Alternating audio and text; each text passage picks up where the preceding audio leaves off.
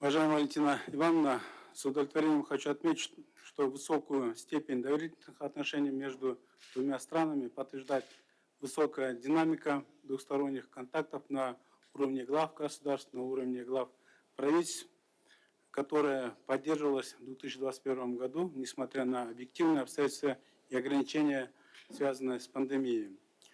Удалось провести ряд акций, нацеленных на привлечение инвестиций, увеличение темпов взаимной торговли, а также отдельные мероприятия культурно-гуманитарного характера в рамках перекрестного года Кыргызстана в России. Как сенатор Петербурга, я коротко об этом сказала, я, конечно же, не могу не упомянуть о том, что тысячи ленинградцев-блокадников были в годы войны эвакуированы в Киргизию, в том числе и дети, которые обрели свой новый дом на Иссык-Куле.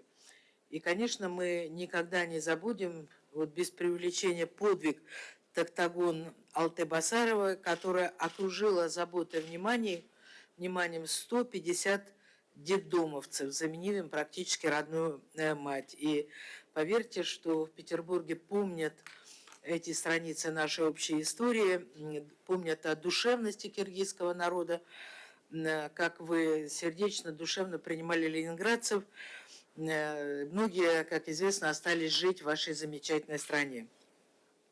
Говоря о суровых испытаниях тех лет, наверное, уместно будет вспомнить и военного комиссара Киргизии генерала Панфилова, его легендарную дивизию, созданную в городе Фрунзе и оборонявшую Москву в 1941 году. И я считаю нашим долгом перед нашими отцами, дедами сделать все, чтобы молодое поколение и в России, и в Киргизии помнило нашу общую историю, борьбу в годы Великой Отечественной войны по защите нашей общей страны. Мне кажется, мы этому должны уделять большое внимание.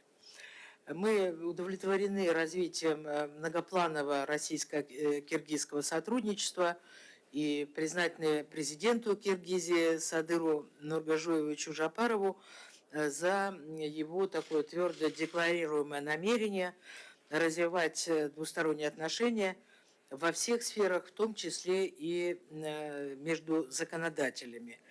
Я вам уже говорила, когда мы в прошлый раз встречались, для нас, сенаторов, была большая честь принимать в Совете Федерации в феврале прошлого года президента Киргизской Республики в ходе его визита в Россию. Знаю также, что и вы, уважаемый господин председатель, также настроены на развитие нашего межпарламентского сотрудничества.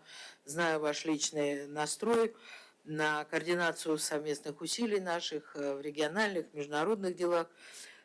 Пользуясь случаем, хотела бы поблагодарить в первую очередь вас, ну и депутатов Жигарку Кенеша за активное участие в работе Межпарламентской ассамблеи СНГ. Я думаю, что вы на своем личном опыте убедились, что это очень полезная, важная, нужная структура нашего сотрудничества, обмена опытом, принятия модельных законов, мониторинга выборов и многих-многих других направлений.